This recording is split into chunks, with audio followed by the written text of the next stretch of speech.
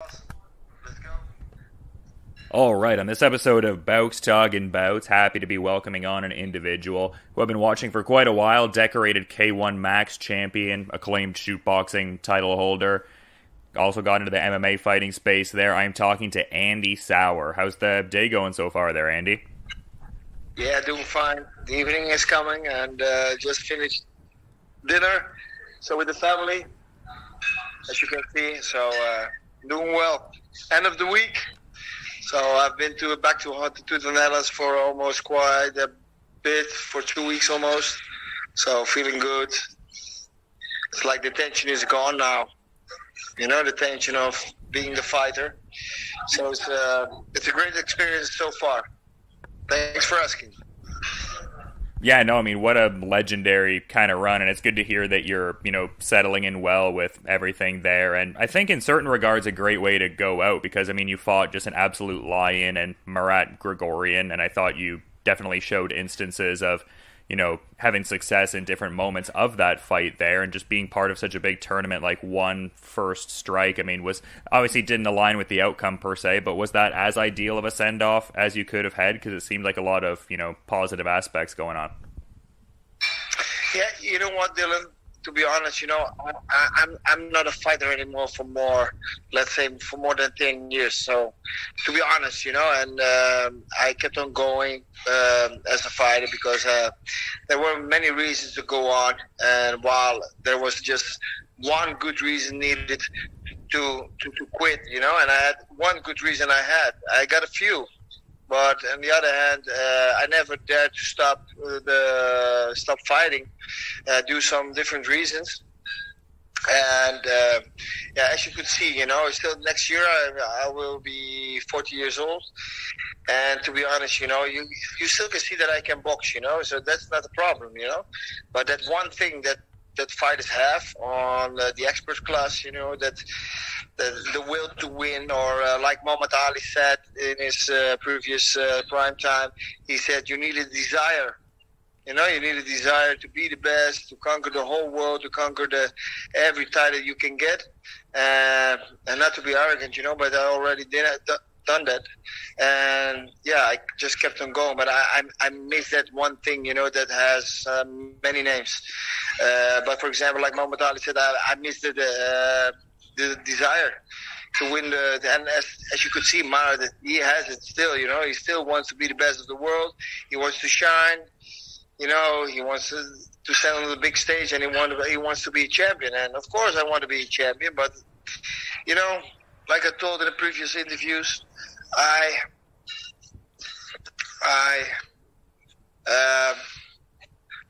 yeah, it's really difficult to explain, but the thing is that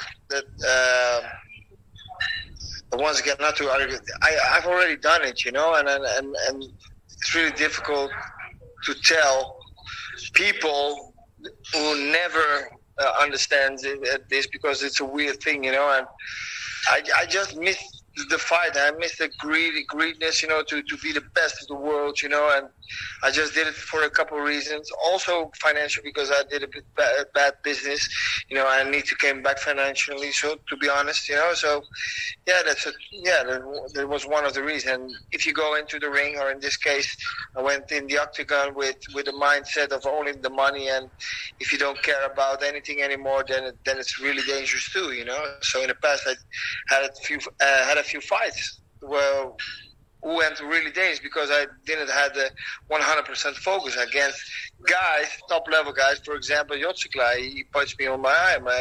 My cardiac was damaged and got several surgeries. So yeah, that's not a smart thing to do. Yeah. I get what you're saying, though. I mean, you reiterated a couple times, it shows you're a humble guy, like saying, oh, I don't want to be arrogant. But I think a lot of people regard you as, certainly in the company of one of the greatest, but if not the greatest, Dutch fighter of all time. And when you think of the territory that covers in kickboxing, I've been a fan of, the K1 heavyweights from back in the day and stuff like that. Obviously watched a lot of you during the K1 Max kind of era there. How important is that to you to, represent not just yourself well, but also be regarded as, the greatest Dutch kickboxer there's been?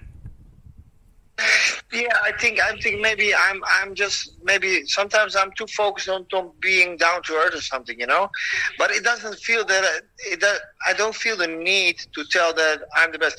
To be honest, to be a little arrogant, I'm not arrogant, but just to tell you the truth, nobody did the same like I did. The only championship I didn't got was the one championship title, and the rest I got them all. Where I fought, I won the world titles. I fought a lot, compared to other Dutch fighters. I have like 300 plus fights, including the youth, of course, but we don't count them, of course. So I think I did a good job, but that's okay for me. So there's nothing more after that. There's no extra feelings and to be honest, I shall be honest to you, Dylan, and to the listeners. The feedback that I got from the people, from the fans, from the whole world, it gave me the same feeling, just that I can be just down to earth. So I got recognized by a lot of people, so that was enough. It was perfect. It couldn't be better. Even a W against Marat didn't made it better than this. I felt so comfortable with it, and I felt really good about it. Yeah, you'd mentioned like the one championship aspect and how that was the one promotion that you wanted to capture a title in there, though. But something you did do within one that I thought was very noteworthy was, in getting that December 2020 victory there. That put you in pretty rarefied air because, kickboxing victories across 4 different decades. Like, you got some victories in like the late 90s and stuff like that. Like, how important is that to you, just like that level of longevity and success over a meaningful period of time like that? Because that's pretty remarkable. Yeah, thanks a lot, by the way, because that's also a compliment, of course. Your question. Yeah, but how does it feel, To be honest, maybe I went for a long period a kickboxer and didn't give me the opportunity to develop as a human being. To be honest, and I shall tell you the story of, as a fighter, you need a lot from your reptile brain, right? When you get born, the instinct, and you need it a lot, intuition and just reflexes, and things like that. That's your reptile brain, who is working. And for a long period, I used it too much, also in private, if you can understand it, So I didn't develop, and to be honest, since COVID, it gave me so much back. I read books. I was developing myself as a human being. So my human brain developed more and more, but it was in a short period, a short time of it. And of course, you do some bad mistakes and choices that I made in life. I revealed back, and then I felt so strong when I get more. When I got more developing, So my brain is working hard nowadays, but that's good. I feel comfortable with it. Well, that's interesting you bring that up there, because I'd seen the social media post where you're saying this is one of my last pictures as an athlete looking forward to the future. Is a big part of that future going to be exploring a multitude of different non-combat sports interests? And as an extension of that, what are some of your other interests outside of that? Yeah, exactly. It's the thing that I was trying to give like a message, So yeah, you got it good. You know what? I got 2 beautiful sons, and the youngest one is playing soccer, and that was my dream as a child too. So I'm enjoying that part of life, and now just being the dad and a bit of coach, if we can name it like that. And I already got a gym, so I've got some beautiful things about with that too. For example, I got my own affiliate program. I already started like more than a year ago in COVID period, but I didn't went to a professional status. So I really worked hard on it. So I'm gonna start with the next year. I'm already started with, but I'm going on with my affiliate program. And also with one championship, we are in negotiation to do some work together. And what I did too in the last 6 months, just before the fight, I stopped working. I never worked in my whole life because due my sport, and that was work too, of course. But I've been working with sheltered youth, and the thing that I got back from it, it was I was already opening, and and that gave me such a satisfaction afterwards, after working. So then I quit it because I needed to focus on my camp for the fight against Marat, and I really missed it, So they offered me a job too. So yeah, I have so much opportunities right now that's almost too beautiful to be true.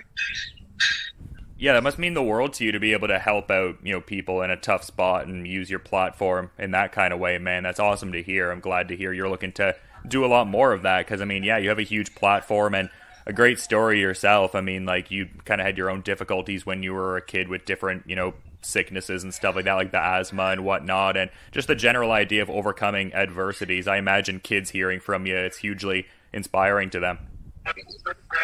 Exactly. When I was a child, I had some problems that everybody knows, but also, on the streets, I didn't live on the streets, but in the neighborhood it wasn't that good. It wasn't that rough, to be honest, but, some police problems, to be honest, I had some alcohol problems, gambling problems when I was young, so I have so many knowledge about that, I can understand them, it's like making a bridge with them, for me it's easy because I'm still a kickboxer in their eyes, so they have respect for me. I build a bridge between them and I forgot the word, give me 1 second. Marion, hoe noem je companies? Nee, instanties in het Engels? Who? Corporations? Yeah, corporations. Yeah, thanks.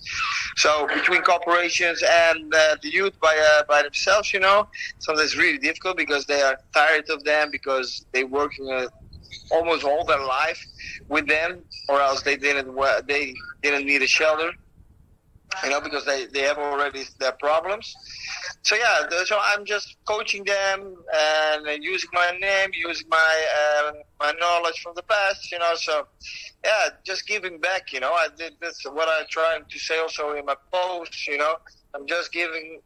I want to give something back to the world, and yeah, that's what I feel comfortable with it. So I'm really happy with it. Yeah, well, that's a great way to be carrying on from the career and allocating that drive to something else. But a bit earlier on we were talking and you were saying that you have a lot of pride in being a father and stuff like that. It seems like your son Gianni is into the stand-up arts, as it were. I saw some of the pad work there you guys were doing a little bit ago. Is he looking to follow in the footsteps of his dad and be actively competing at a high level there? To be honest, it's really true. Ask my family over here. The boy he stopped boxing. He never trained that much, but if you see him, you would think that he's training already for years. So he's so talented. I always tell everybody, I have a father's eye and I have a trainer's eye, a coaching eye. So but both they say he's talented. But he quit it a couple of months ago, and to be honest, this year he trained maybe 6 or 7 times. And now my friend from America, my friend from another mother. Brother from another mother. Yeah. He's in New York, and he asked him, "Hey, is Johnny still training, or does he do some fights?"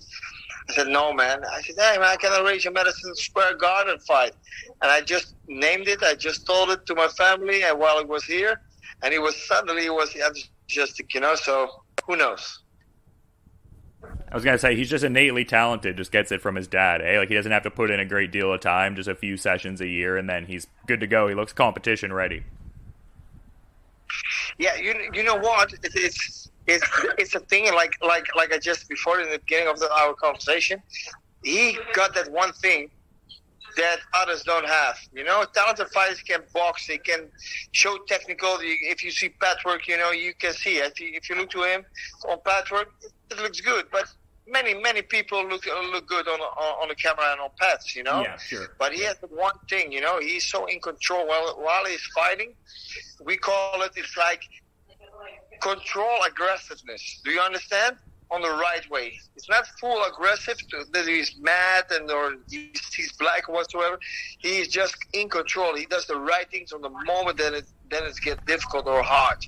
You know, when it's steamy, you know, when it goes hard, you know, he knows the thing to do. You know, and it's not knowing because he's too young. You know, but it's just his instinct. And I think, to be honest, that we are in common with that, you know? So that's a thing, to be honest. That's what I think, too, because I got it, too, while I didn't notice it. You know, it's just intuition, you know? Some fighters have it. Some people have it. People need to work hard for it, and some just have it. That one thing.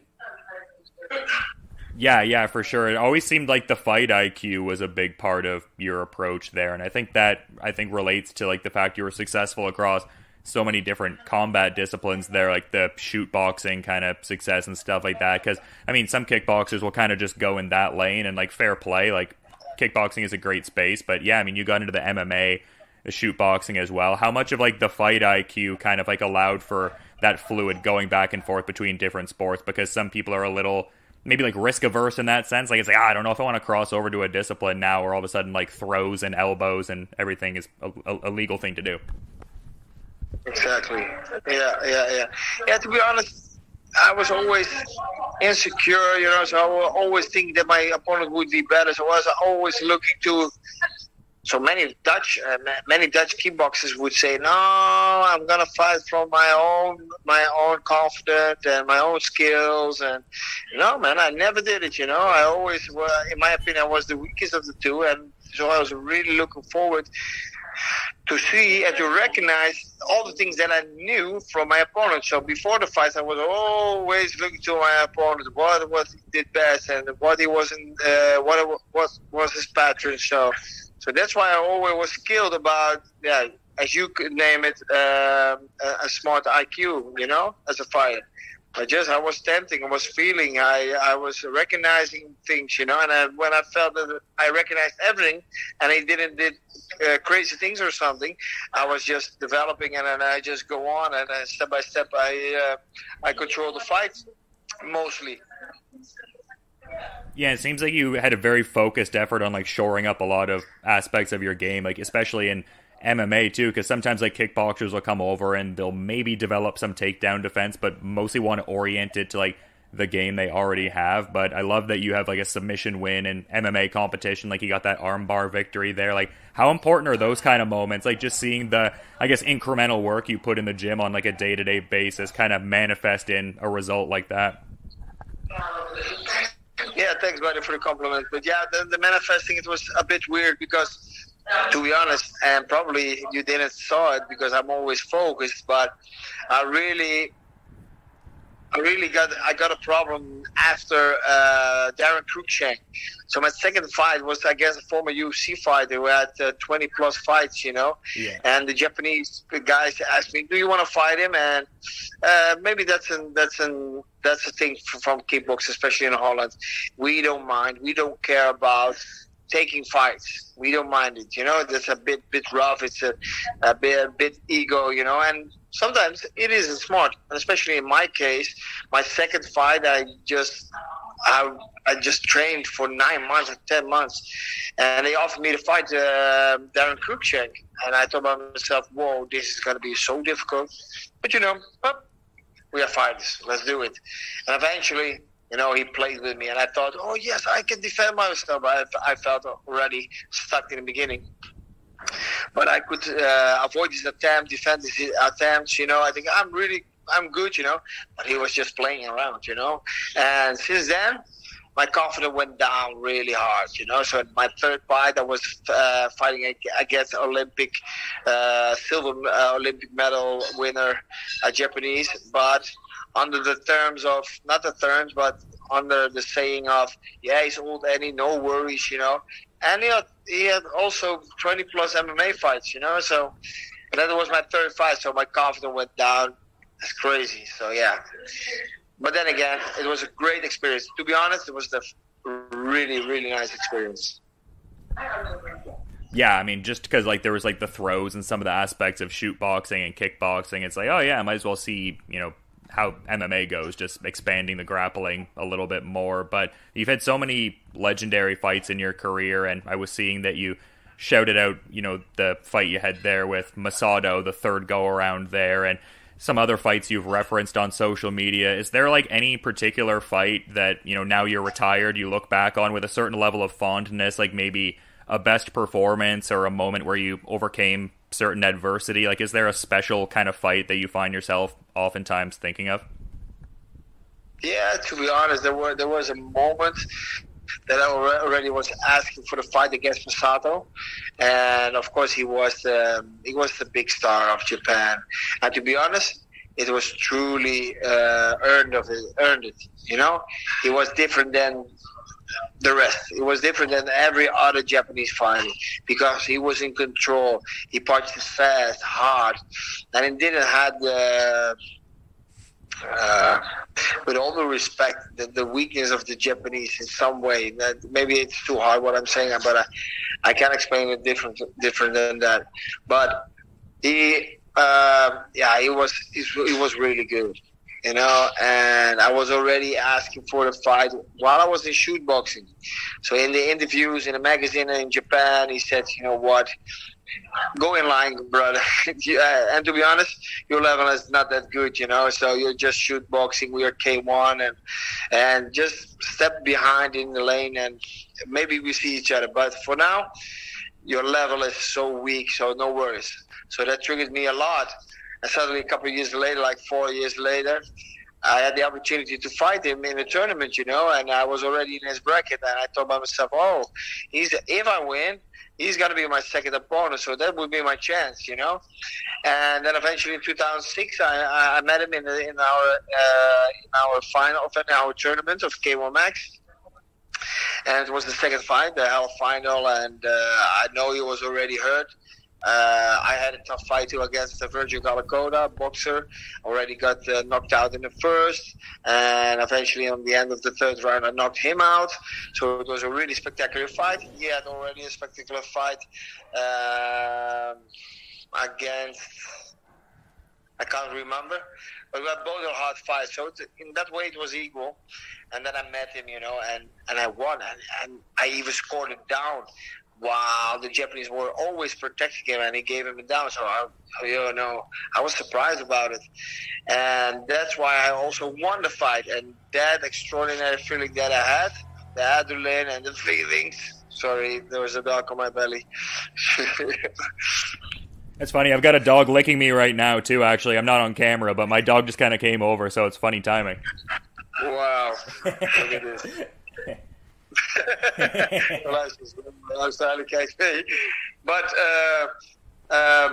But that, and afterwards I needed to fight a final against Brokow. But that feeling at that moment was so strong. It was so hard, and wow, it was the most heaviest feeling, emotional that I ever felt. It never went back, or never came back like that. It's great you referenced some of the Buakaw fights there. That was actually a lot of like the stuff that not like I've done like a crazy amount of training, but I trained for like a couple of years when I was in high school, and I used to always get shown the Andy Souwer versus Buakaw videos by the guy who was like coaching me and stuff like that, and just the technique and the pace and everything like that. Just, yeah, exemplary kind of stuff. So, yeah, glad you kind of shouted out the Buakaw fights there, because those are classics for sure. And these were good fights too, but it was a different style against a different style, and we are both good, and that's why it was so difficult to fight each other, and that's why I didn't get the feeling, because, for example, Masato had a kind of Dutch way of fighting, the kind of Dutch style, so I could reveal with him, so I could go deeper into my game with him. But against Buakaw, it was so annoying to fight him, and probably I was annoying for him, so that was... that weren't the best fights, in my opinion, by feeling, just emotional, So, but yeah, then again, I'm always get recognized about the fights against Brokow. Yeah, no, fair enough, man. And just, yeah, great getting to talk to you. It's been awesome. You're a legendary figure in the sport, and just great getting some insights from you. But I want to be mindful of your time. Spending time with your family, very important. So is there anything you might want to add as a parting thought as we're wrapping up here, man? No, man, I want want to thank you. I want to thank the listeners. I want to thank everybody. I got so many feedback, positive feedback. I didn't even get bad feedback, so I'm so really happy about it. I felt recognized, and looking forward to the next step of life. Thanks a lot, guys, and I'm really happy that I still can make you happy with my fights and just being here. Yeah, well, I love this direction you're going in, where you're helping out people who are in a tough spot and using your platform for some good stuff, man. That's really, really cool. And yeah, I mean, just like I said, a guy I've followed for years, definitely a legend. So an interview I've always wanted to do. So really, appreciate you facilitating that and giving great insights, man. You enjoy the rest of your night. Thanks a lot, buddy. Thanks a lot, Dylan. Thanks, listeners, and who knows? Till soon.